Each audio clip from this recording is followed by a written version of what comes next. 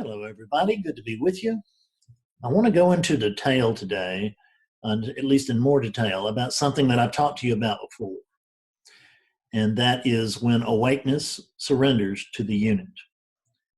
This is really part of that fundamental backwards teaching, which is that what we're always told, and I'm not trying to make light of other teachings, and I see the skillfulness in what they were doing.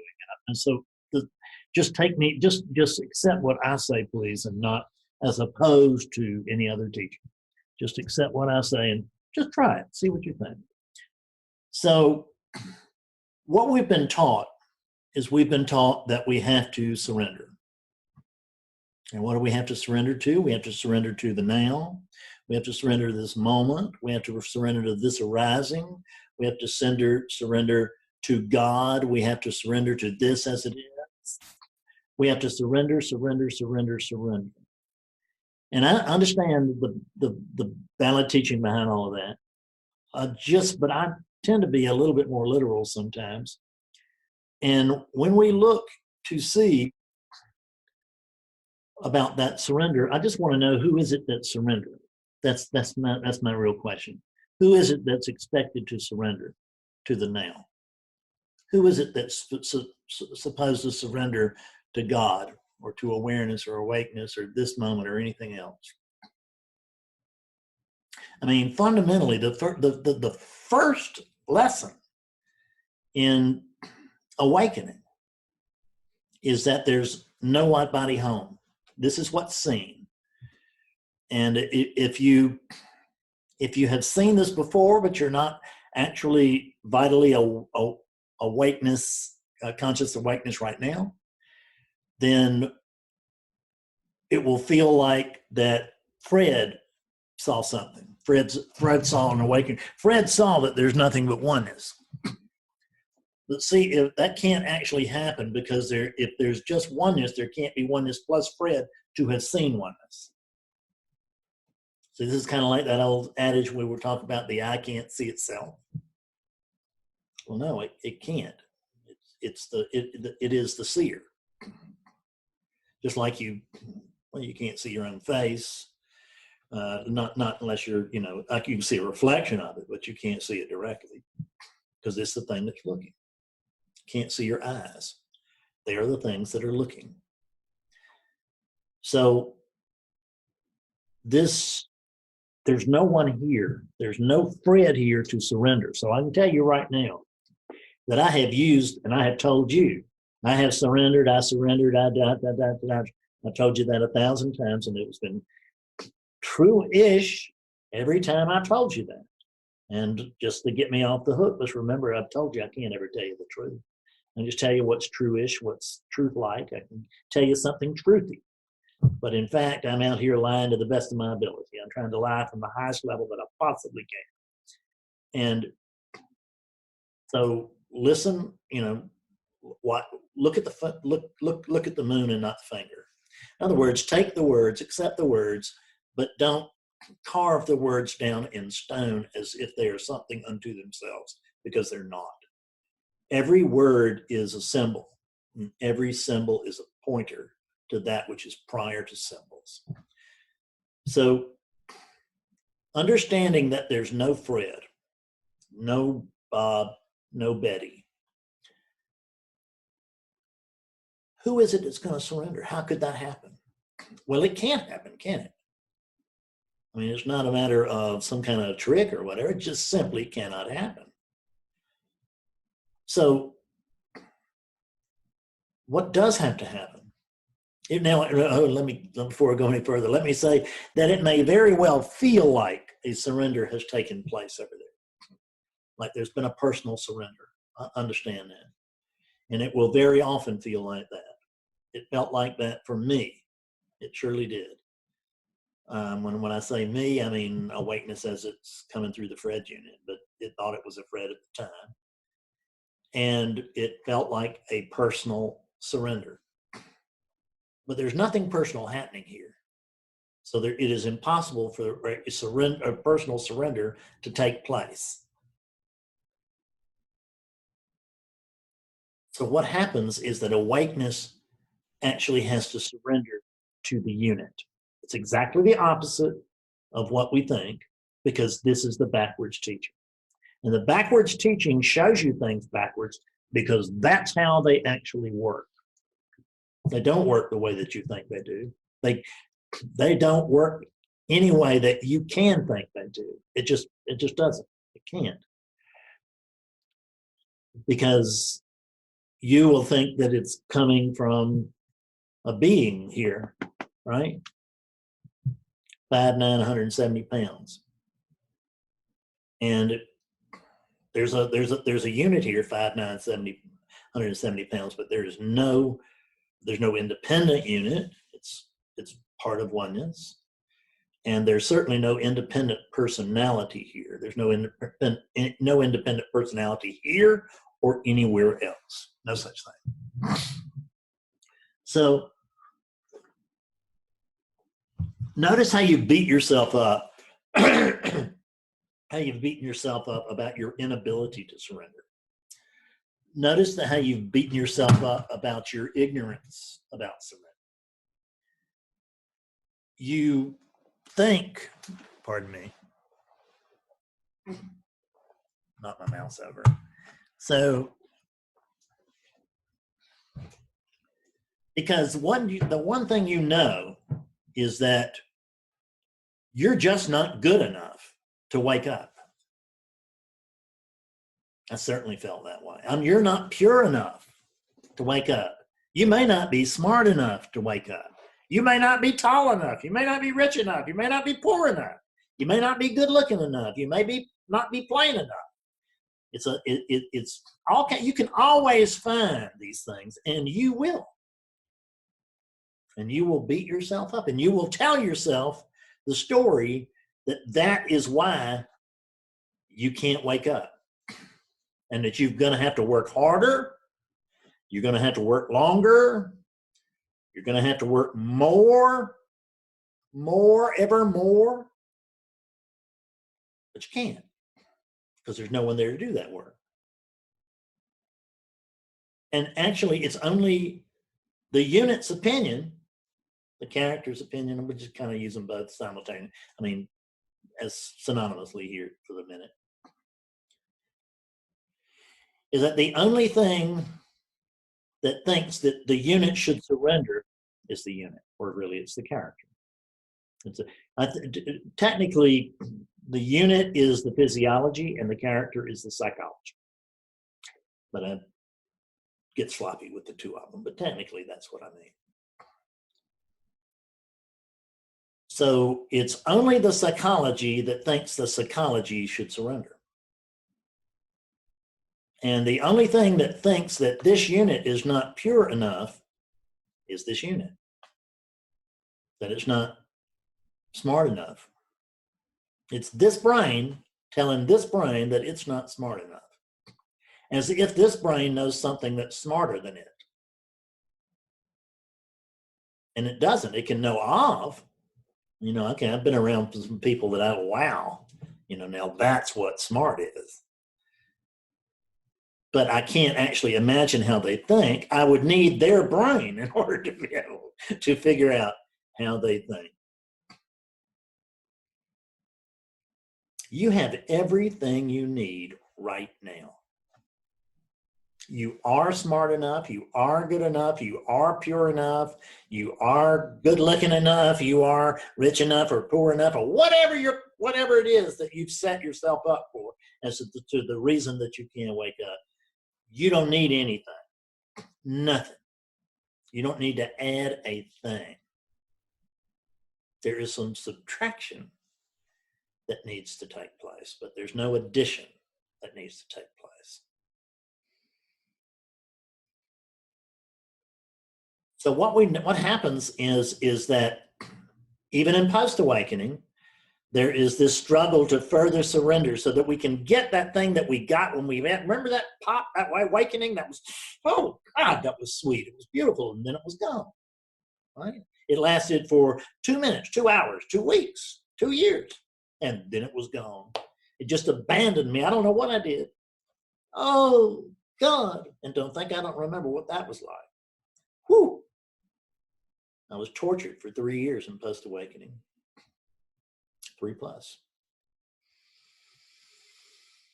Because I was in oscillation. I would have this brightness and it would be, yeah, this is it. Oh, thank God, I finally got it. I'll never be able to unsee this. This is so obvious that I am the awakeness, that I am awakeness itself. And then what happened? I awakened. Bit. Thus, oscillation. The only thing that, if there's going to be surrendering to take place, the only thing, the surrendering that can happen is for awakeness to surrender to the unit. And what do I mean by that? Let's just check our vocabulary right quick.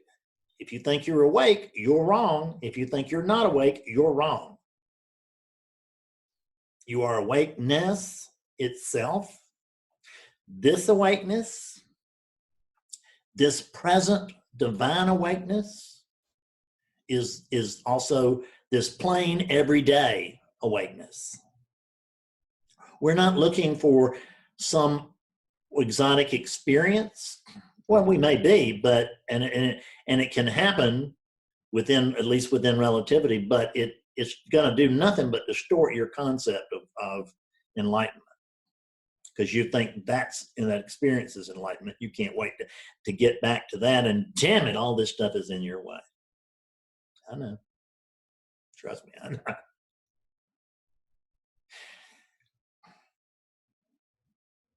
You are awakeness itself. You are that by which all of this can happen. It's that by which it is recorded. You have memories from when you were a very young child. You never hit a red button that said record on your forehead. It just something recorded it for you, and it can be recalled. But you didn't willfully do it, did you? It just happened. You were not even a part of that. Your eyes were just like lenses that something was using to record a scene, and it can play it back now using the brain. Awakeness is happy to use a brain. Awakeness really can't do a squat without one. Because awakeness really, it doesn't know itself without a body. I'm not saying it isn't. I'm just saying it doesn't know itself. And so it's hard to say that it is if it doesn't know itself. Because if something is not known, it cannot exist. So clearly what you are is prior to, is beyond existing or not existing. Beyond is and is not. We think there's no third category, and there's not within relativity, but there is for it, whatever the hell it is. I don't know what it is. I can't know what it is because I can't see itself. I can't have a foreign experience of what I am. I cannot know it. I can only be it. I cannot see it. I can only be it. I cannot hold it. I can only be it right now. The mind cannot be used to hold awakeness, which is what we're always trying to do. The mind can only be used to behold awakeness, which is what we need to be trying to do. Well, actually, we don't even need to try to do it. We can just notice that it is beholding awakeness all the time. See, this is awakeness right here. I'm not saying there can't be other experiences of this. There certainly can. There can be deep meditative experience. I've had all that. You can have hallucinatory experiences too. I've had all that. But those are experiences of this. Or that which is prior to this, which is not actually an experience. There's no category for that. Because we can't really know it, but we can know of it. But there's nothing here to surrender to it, so it has got to surrender to this if surrendering is going to take place. And I suggest to you that it does have to take place. Now, it doesn't have to take place in every life, because I notice it takes place only rarely. That's the truth. consciously at least. It always takes place, but it only rarely takes place consciously.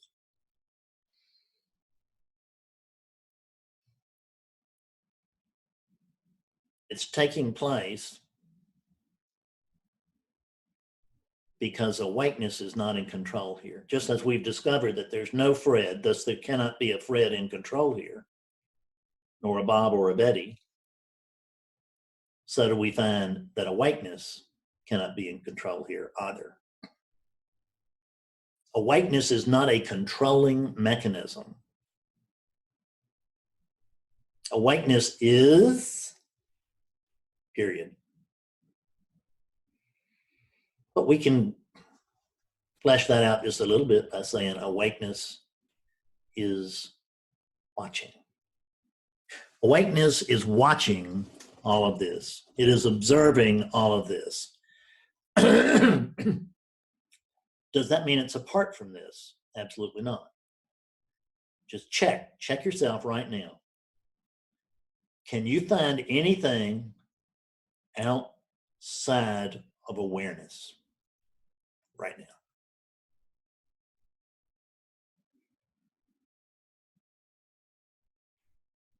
Try to find something that's outside of your awareness. If you notice that just as you think you've got something that's outside of your awareness, whoop, you notice, hey, it's in my awareness. It takes it takes the mechanism of attention to notice anything. What is attention? Focused awareness.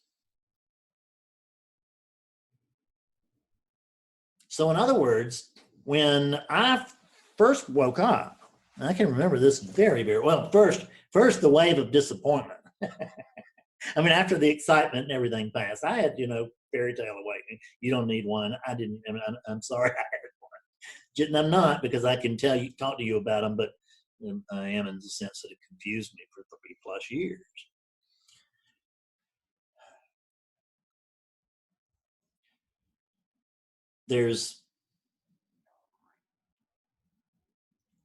After my initial excitement and enthusiasm over, wow, so this is what they're talking about.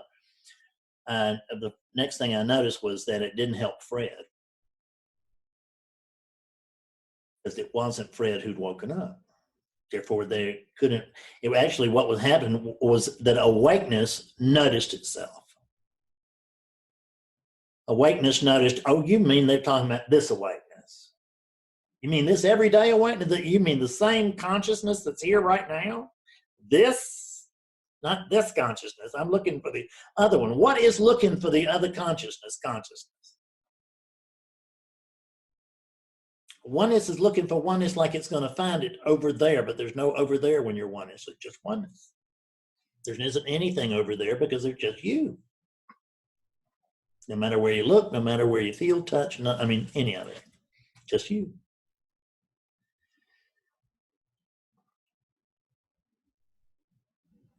Awakeness is that in which all of this is occurring.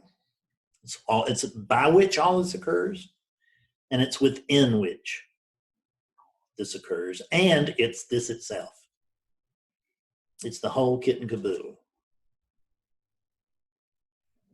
But I can remember, after the disappointment of finding out that Fred was not going to benefit from this awakening, doesn't mean the unit didn't.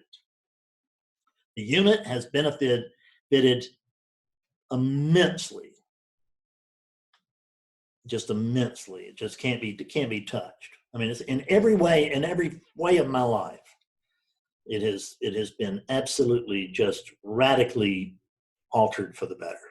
Just the way it's happened. I'm not saying it will for you. I'm not trying to promise anything. I'm just reporting on the way it happened here.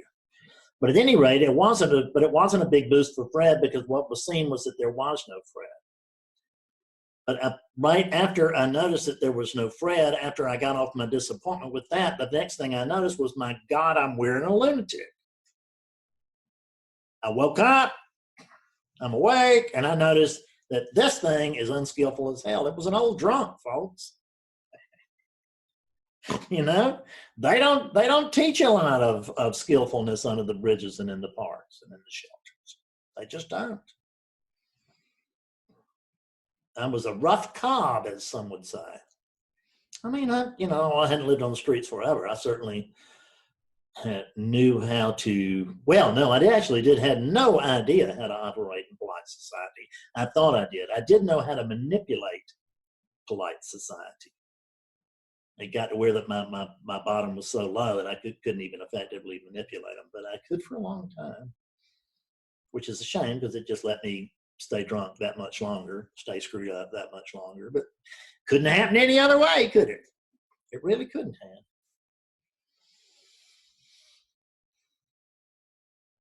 So I noticed that this thing was unskillful, and this thing is it's unskillful to that. Let's make it clear. I don't want to, make it sound like this thing has finally graduated from the unskillfulness class. I would say that it's in, unskillfulness 404 instead of unskillfulness 101, right? It's much more skillful than it was. And it's widely loved and respected. It has dogs that like it, that want it to come in and be with them. It has a wife that will take it to its bed. It's really quite an acceptable brand of unskillfulness. We're all unskillful. That's the nature of the human experience. The nature of the divine experience is perfection.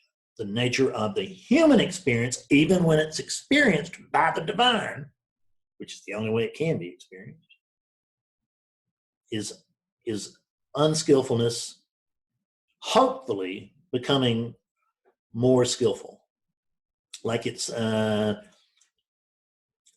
like a fingernail on a file, right? It starts out real rough. You do one side, then if you're, really careful, you'll turn the nail file over and do it with the less coarse side.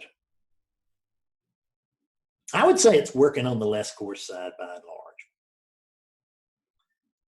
But there's still some rough stuff here. It just is. There's still some crazy thoughts. Thank God they're not mine. And thank God I don't believe them. But they still show up.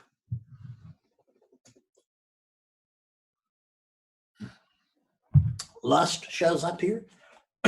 Greed shows up here. They don't hang around very long, but they certainly show up.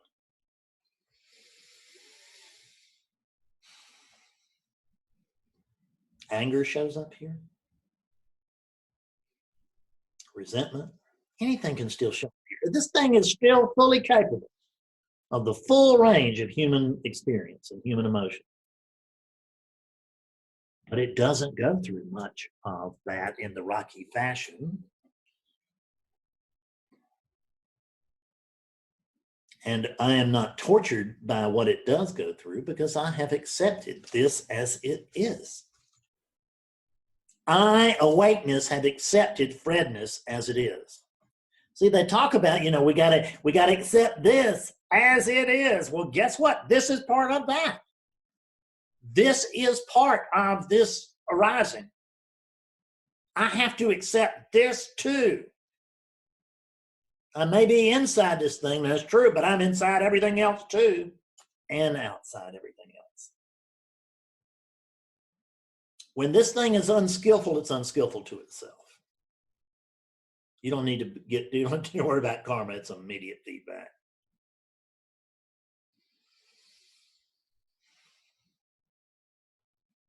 It's unskillful to itself. If this thing hurts somebody, it's just hurt itself. Instant karma. Can't hurt anything else because it's just the one thing going on. And I know that this thing should be better than it is. That's what Fred says. But guess what? That's it. Let's check with God. Is it better than it's supposed to be? No. Is it better than it is? No. So I've got my opinion. God's got his. Who's going to win? God's got hers, for that matter. I have no preference. Actually, I would go for the goddess thing if I had my choice, just because I like women better than I do men. Generally, they're more interesting.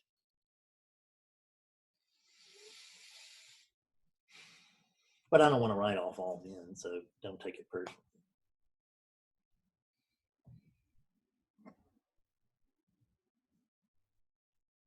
Awakeness recognizes that this unit does what it does, and yours too.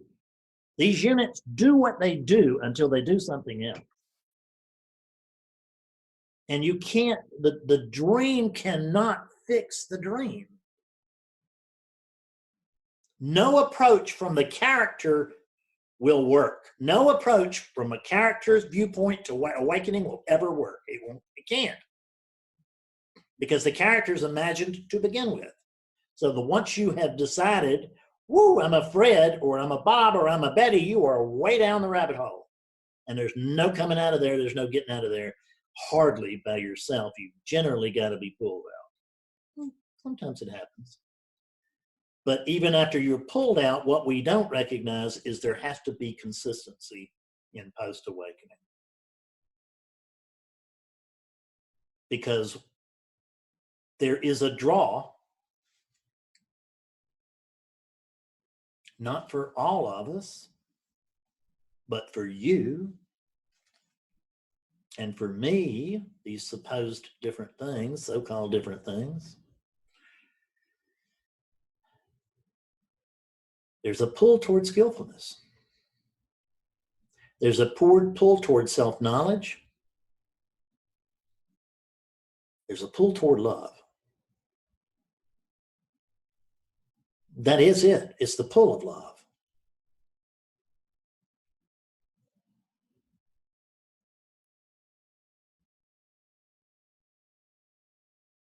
You can operate from love or you can operate from fear. The Course in Miracles is right about that. And some other stuff too.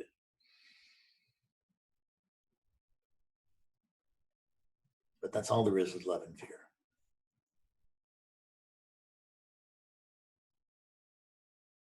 You can look from the individual's viewpoint, which will always be fearful. Or you can look from the standpoint of oneness, which will always be accepting. Because it's unconditional love. It's unconditional acceptance. Notice that this world is happening as exactly as it is. And I, awakeness, am not asking it to change at all. I've accepted it. It can't be here unless I've accepted it. I've already accepted it. So why would I want to fight that? I don't want to fight what I am. Be gentle on yourself. Quit beating your ass up. Wow. I remember what it's like. It won't do you any good. In fact, it will do you well, I don't want to say irreparable, but it will do you quite a bit of harm, at least temporary harm. Just, what do you expect out of that unit, right? I mean, it's a unit, for God's sake. They come faulty. That's the truth. They come faulty. You are awakeness. Accept that unit for what it is. I don't give a shit if you're in solitary and you're a killer. You still got to accept that that unit does what it does until it does something else. Oh, you don't have to accept that. You can always suffer. That's always your option here. Is you can try this or you can suffer either way. I mean, and it's really no business of mine which way you want to go. It's my job to offer this. It's my job to come here and tell you the truth. It's not my job to make you listen. It's not my job to have you apply any of this. That's your job if you want it. Not that there's more than one thing going on, but it'll certainly feel like your job. And it will look like your job. It looks from here like it's your job. Even though I know it's my job. This is my job. Do I not do a splendid job? I mean, just a splendid job. Isn't this wondrous?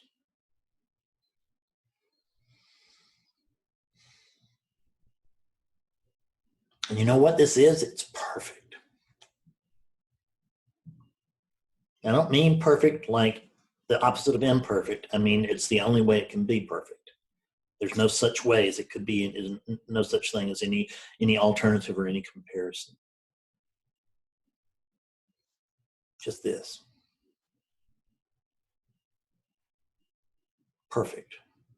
And it's not perfect except for the Fred unit. It's perfect including the Fred unit, the Bob unit, and the Betty unit.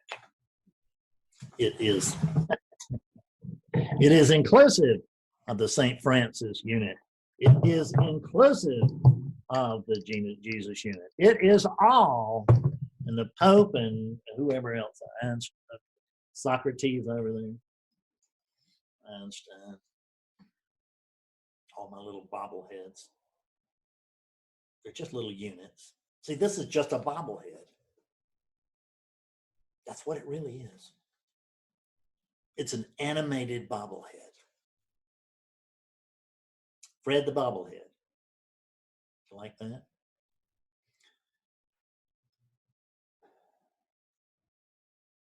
I hope this was helpful.